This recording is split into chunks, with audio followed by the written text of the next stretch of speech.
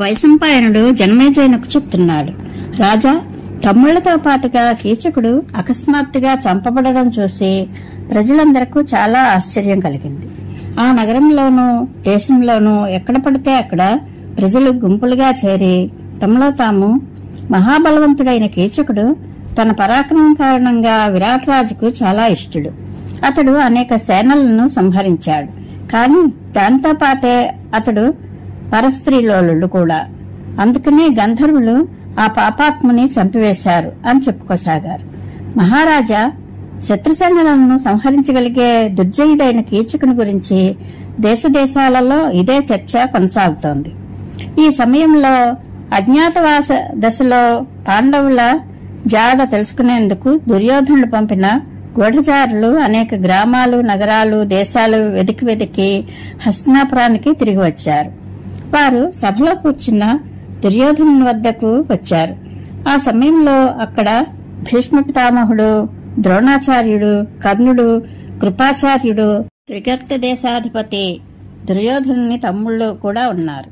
వారందరి ఎదుట ఆ గూఢచారులు, రాజా, పాండవుల జాడ తెలుసుకోవడానికి మేము ఎల్లప్పుడూ చాలా ప్రయత్నాలు చేస్తున్నాము. కానీ వారు ఎక్కడి నుండి బయలుదేరారో ఆ విషయం మాత్రం మేము తెలుసుకోలేకపోయాము. మేము ఎత్తైన కొండ శిఖరాల మీద, వేర్వేరు ప్రాంతాలలోనూ, జనావాసాల మధ్య, పల్లెలలో, పట్టణాలలో కూడా వారిని గురించి చాలా వెతికాం. కానీ ఎక్కడా వారి జాడ తెలియలేదు. వారు నశించిపోయి ఉంటారని అనుకుంటున్నాము. కాబట్టి ఇక మీకు శుభమే. మాకు ఈ విషయం మాత్రం స్పష్టంగా తెలిసింది. ఇంద్రసేనాది సారథులు పాండవులు లేకుండానే ద్వారకా నగరానికి చేరుకున్నారు. అక్కడ ద్రౌపది లేదు, పాండవులు లేరు. ఇంకొక సంతోషకరమైన వార్త ఉంది. తన పరాక్రమంతో త్రిగర్త దేశాన్ని చిత్తు చేసిన విరాట్ రాజు యొక్క మహాబలవంతుడైన సేనాపతి కీచకుడు ఉన్నాడు కదా, ఆ పాపాత్ముని అతని తమ్ముళ్లతో పాటుగా రాత్రివేళ గుప్త రూపంలో గంధర్వులు చంపివేశారు అని అన్ని విషయాలను వెల్లడించారు. దూతల మాటలు విని దుర్యోధనుడు చాలాసేపు ఆలోచనలో ఉండిపోయాడు. తర్వాత అతడు సభాసదులతో, పాండవుల అజ్ఞాతవాసం ఈ 13వ సంవత్సరంలో ఇక కొద్ది రోజులు మాత్రమే మిగిలి ఉన్నాయి. ఇది కనుక పూర్తి అయితే సత్యవాదులైన పాండవులు మదపుతేనుల్లా, విషధర సర్పాలలా క్రోధాతురులై కౌరవులకు దుఃఖదాయకులవుతారు. వారందరూ సమయ పరిగణనం తెలిసిన వారే కాబట్టి ఎక్కడో ఎవరికీ తెలియకుండా దాగుకొని ఉంటారు. కాబట్టి వారు తమ కోపాన్ని దిగమింగుకొని మళ్లీ అడవులకు వెళ్లే ఉపాయం ఏదైనా చేయాలి. కాబట్టి శీఘ్రంగా వారి జాడ తెలుసుకోండి. అలా అయితే మన రాజ్యం అన్ని విధాల విఘ్నాలు లేకుండా విరోధుల నుండి ముక్తమై చిరకాలం వరకు అక్షుణ్ణంగా ఉండగలదు అన్నాడు. అది విని కర్ణుడు, భరతనందన, అయితే వెంటనే కార్యకుశలులు అయిన వేరే గూఢచారులను పంపాలి. వారు గుప్తరూపంలో ధనధాన్యాలతో నిండి జనసంకీర్ణమైన దేశాలకు వెళ్లాలి. వారు అందమైన రాజ్యసభలలోనూ, సిద్ధపురుషుల ఆశ్రమాలలోనూ, రాజనగరాలలో, తీర్థాలలో, గుహలలో, అక్కడ స్థానికంగా నివాసం ఉంటున్న వారిని చాలా వినయంగా, యుక్తిపూర్వకంగా అడిగి వారి జాడ తెలుసుకోవాలి అన్నాడు. దుశ్శాసనుడు, రాజా, మీకు ఏ దూతల మీద ఎక్కువ నమ్మకం ఉందో వారు దారిభత్యం తీసుకుని మళ్లీ అడవులకు వెతకడానికి వెళ్లాలి. కర్ణుడు చెప్పిన విషయం మనకు బాగా తెలుసును అని చెప్పాడు. అప్పుడు తత్వాన్ని బాగా దర్శించగలిగిన పరమ పరాక్రమవంతుడైన ద్రోణాచార్యుడు, పాండవులు శూరులు, వీరులు, విద్వాంసులు, బుద్ధిమంతులు, జితేంద్రియులు, ధర్మజ్ఞులు, కృతజ్ఞులు, పైగా తమ అన్నగారు ధర్మరాజు ఆజ్ఞకు లోబడి నడుచుకునేవారు. అటువంటి మహాపురుషులు నశించిపోరు, ఎవరిచేతనూ తిరస్కృతులు కారు.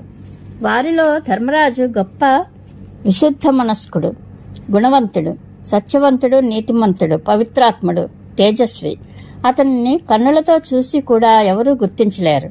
కాబట్టి ఈ విషయం దృష్టిలో ఉంచుకుని మనం అతనిని గుర్తించగల బ్రాహ్మణుల చేతనో, సేవకుల చేతనో, సిద్ధపురుషుల చేతనో, లేదా ఇతరులెవరి చేతనైనా వెతికించాలి అని చెప్పాడు. అటు తర్వాత భరతవంశీయులకు పితామహుడు, దేశ కాలాలు తెలిసినవాడు, సమస్త ధర్మాలు తెలిసినవాడు అయిన భీష్ముడు కౌరవుల మేలు కోరి భరతనందన, పాండవుల విషయంలో నా ఉద్దేశం ఏమిటో చెప్తాను. నీతిమంతులైన వారి నీతిని అవినీతి పరులు అణిచివేయలేరు. ఆ పాండవుల విషయంలో ఆలోచించి మనం ఈ సంబంధంగా ఏం చేయగలమో దానినే నేను నా బుద్ధికి తోచినట్లుగా చెప్తున్నాను, కానీ ద్వేషంతో ఏమీ చెప్పడం లేదు. యుధిష్ఠిరుడు పాటించే నీతిని నా వంటి వారు కూడా ఎప్పుడూ నిందించరాదు. దానిని మంచినీతి అనే అనాలి గాని అనీతి అని అనడం ఏ విధంగానూ సరికాదు. యుధిష్ఠిరుడు నివసించే నగరంలో కానీ దేశంలో కానీ ఉండే జనులు కూడా దానశీలులై, ప్రియవాదులై, జితేంద్రియులై, లజ్జాశీలులై ఉంటారు. అతడు నివసించే చోట ఉండే ప్రజలు ప్రియవాదులు, నిగ్రహం కలవారు, సత్యపరాయణులు అయి సుఖ సంతోషాలతో పవిత్రులై కార్యకుశలులై ఉంటారు. అతని ఉనికి ఉన్న చోట ఉండే మనుష్యులు స్వయంగా ధర్మతత్పరులై ఉంటారు. వారు గుణాలలో దోషాలు ఆరోపించేవారు కానీ, ఈర్ష్యాళులు కానీ, మదమాత్సర్యాలు కలవారు కానీ కానేరరు. అక్కడ అన్ని వేళలా వేదధ్వని వినిపిస్తూ ఉంటుంది. యజ్ఞాలలో పూర్ణాహుతులు ఇవ్వబడుతూ ఉంటాయి. గొప్ప గొప్ప దక్షిణలు గల యజ్ఞాలు జరుగుతూ ఉంటాయి. అక్కడ తప్పకుండా వర్షం తగు సమయాలలో కురుస్తూ ఉంటుంది. అక్కడి భూమి ధనధాన్యపూర్ణమై అన్ని విధాల భయరహితంగా ఉంటుంది. అక్కడి గాలి ఆనందదాయకంగా ఉంటుంది. ధర్మస్వరూపం ఆడంబరరహితంగా ఉంటుంది. ఏ విధమైన భయము అక్కడ ఉండదు. ఆ స్థలంలో గోవులు అధికంగా ఉంటాయి. అవి కృషించి దుర్బలంగా ఉండవు. బాగా పుష్టిగా సంతోషంగా ఉంటాయి. వాటి పాలు, పెరుగు, నెయ్యి కూడా సరసమై గుణవర్ధకంగా ఉంటాయి. యుధిష్ఠిరుడు అత్యంత ధర్మనిష్ఠుడు. అతనిలో సత్యం, ధైర్యం, దానం, శాంతి, క్షమ, లజ్జ, శ్రీ, కీర్తి, తేజస్సు, దయాళుత్వం, సరళత్వం నిరంతరం నివసిస్తూ ఉంటాయి. కాబట్టి ఇతర సాధారణ పురుషుల సంగతికేమిటి? బ్రాహ్మణులే అతన్ని గుర్తించలేరు. కాబట్టి ఈ లక్షణాలు ఎక్కడ ఉంటాయో అక్కడే బుద్ధిమంతులైన పాండవులు గుప్తరీతిలో ఉండవచ్చును. మీరు అలాంటి చోట్లనే వారి కోసం వెతకండి. ఇంతకు తప్పించి వారి విషయంలో నేను ఇంకొక మాట చెప్పలేను. మీకు నా మాటల మీద నమ్మకం ఉంటే దీనిపై ఆలోచించి ఏది ఉచితం అనుకుంటారో అది వెంటనే చేయండి అని చెప్పి ముగించాడు. అటు తరువాత శరద్వంతుని కుమారుడు కృపుడు, వయోవృద్ధుడైన భీష్ముడు పాండవుల విషయంలో చెప్పినది యుక్తియుక్తంగానూ సమయానుకూలంగానూ ఉంది. దానిలో ధర్మం, అర్థం రెండూ నిక్షిప్తమై ఉన్నాయి. దాంతో పాటే అది చాలా మధురంగా, హేతుగర్భితంగా కూడా ఉంది. ఈ విషయంలో వారికి అనురూపమైనట్లుగానే నేను చెప్పేది కూడా వినండి. మీరు గూఢచారుల ద్వారా పాండవుల స్థితిగతులను జాడలు తీయించండి. ఈ సమయంలో హితకరమైన నీతినే అనుసరించండి. అజ్ఞాతవాసం గడువు ముగియగానే మహాబలులైన పాండవుల ఉత్సాహం ఇనుముడిస్తుందని మాత్రం గుర్తుంచుకోండి. వారి శక్తి అతులితం. కాబట్టి ఇప్పుడు మీ సైన్యం, కోశం, నీతి వీటినన్నిటినీ చక్క చేసుకోవాలి. అందువలన సమయం వచ్చినప్పుడు మనం వారితో యథావత్తుగా సంధి చేసుకోగలుగుతాం. మీ శక్తిని మీరు బుద్ధితో కూడా అంచనా వేసుకోవాలి. ఇంకా మీ బలవంతులైన, నిర్బలులైన మిత్రుల్లోని అసలు శక్తి ఎంత అనే విషయం కూడా తెలుసుకోవాలి. మీరు ఉత్తమ, మధ్యమ, అధమ కోటికి చెందిన మీ సైన్యం యొక్క పొడవును చూసి అది మీ పట్ల సంతుష్టిగా ఉందో లేదో నిశ్చయించుకోవాలి. దానిని అనుసరించే మనం శత్రువులతో సంధి కానీ విగ్రహం కానీ చేయాలి. సైన్యం సంతుష్టిగా ఉంటే మనం శత్రువుల మీద మన ధనుస్సులను ఎక్కుపెట్టవచ్చు. అది అసంతుష్టిగా ఉంటే వారితో సంధి చేసుకోవాలి. సామం, దానం, భేదం, దండం, పన్ను వసూలు చేయడం ఇది నీతి. దీనివలన శత్రువులను దాడి చేసి లోబర్చుకుని, దుర్బలులను బలంతో అణచివేసి, మిత్రులను మంచి మాటలాడి, సైన్యాన్ని తీయని మాటలతో వేతనాలు ఇచ్చి తన వశంలో ఉంచుకోవాలి. ఈ రీతిగా నీవు నీ కోశాన్ని, సైన్యాన్ని పెంచుకోగలిగితే చక్కని ఫలితాన్ని పొందగలుగుతావు అని ఉపదేశించాడు.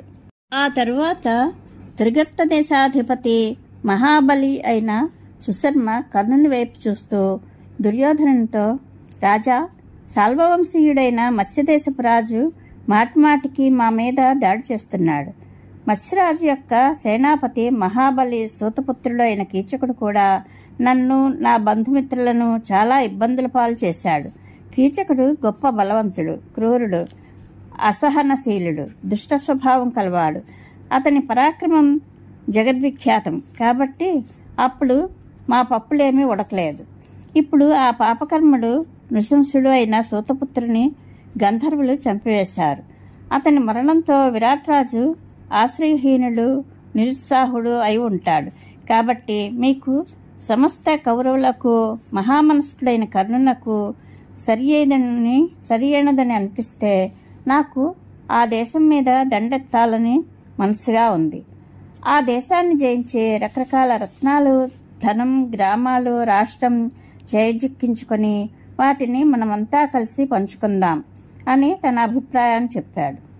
త్రిగర్తరాజు మాటలు విని కర్ణుడు దుర్యోధనునితో, రాజా, సుశర్మ చాలా మంచి విషయం చెప్పాడు. ఇది సమయానుకూలంగానూ ఉంది, మనకు అక్కరకు వచ్చేలా ఉంది. కాబట్టి మనం సైన్యం సన్నద్ధం చేసుకుని వాటిని చిన్న చిన్న దళాలుగా విభజించి, లేదా నీ ఉద్దేశ్యం ఎలా ఉందో అలా వెంటనే ఆ దేశం మీద దండెత్తాలి అని అన్నాడు. త్రిగర్తరాజు యొక్క కర్ణుని యొక్క మాటలు విని దుర్యోధన మహారాజు దుశ్శాసను చూసి, తమ్ముడు, నీవు పెద్దలతో, వృద్ధులతో ఆలోచించి దండయాత్రకు ఏర్పాట్లు చేయి. మనం కౌరవులందరితో కలిసి ఒక దారి వెంట వెళదాం. మహారథి సుశర్మ త్రిగర్త దేశ వీరులను, సైన్యాన్నంతటినీ తీసుకుని వేరే మార్గం ద్వారా వస్తాడు.